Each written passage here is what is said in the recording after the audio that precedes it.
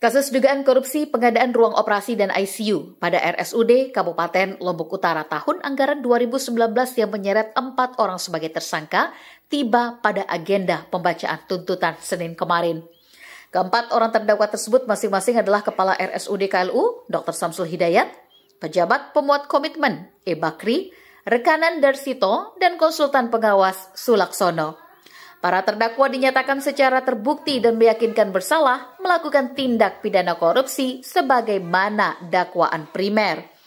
Hal itu diungkapkan oleh Emma Mulyawati selaku perwakilan jaksa penuntut yang membacakan tuntutan kemarin.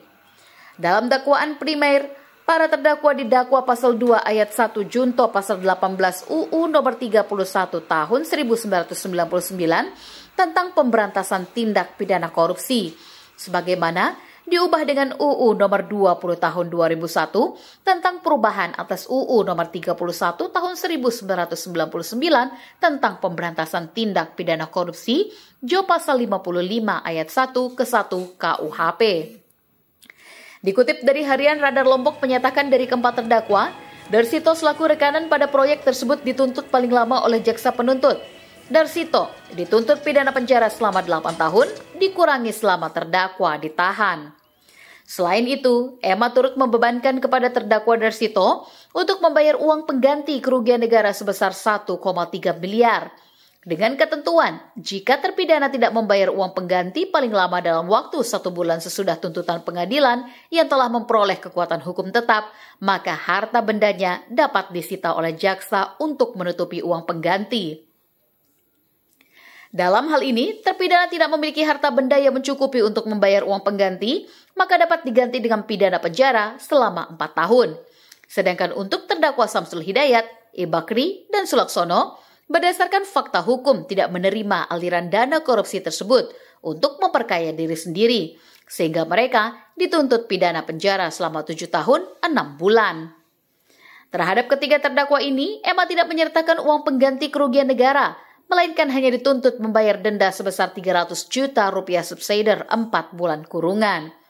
Sebelum tuntutan tersebut dibacakan, Emma terlebih dahulu membacakan hal yang mempertimbangkan, yang memberatkan dan meringankan, termasuk juga pemulihan kerugian negara yang dilakukan oleh para terdakwa. Hal yang memberatkan tidak mendukung pemerintah dalam upaya memberantas tindak pidana korupsi. Perbuatan yang dilakukan oleh terdakwa juga berkaitan dengan dana pemulihan pasca gempa. Sedangkan yang meringankan, para terdakwa sebelumnya belum pernah melakukan perbuatan melawan hukum serta pertimbangan keluarga. Para terdakwa yang mendengar tuntutan jaksa sepakat untuk mengajukan pembelaan, sementara Ketua Majelis Hakim Sri Sulastri yang mendengar permintaan para terdakwa akan kembali menjadwalkan persidangan dengan agenda pembelaan atau pledoi pada Senin mendatang.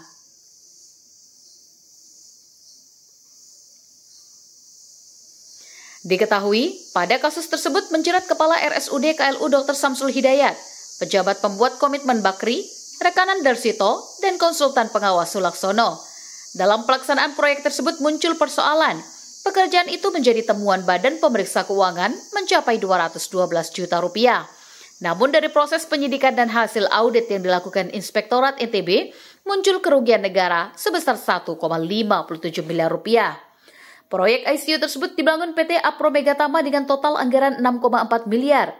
Proyek tersebut sudah dilakukan profesional handover berdasarkan berita acara nomor 61 garing PPK Rekonstruksi RSUD KLU garing 2 garing 2020 tertanggal 24 Februari 2020 lalu.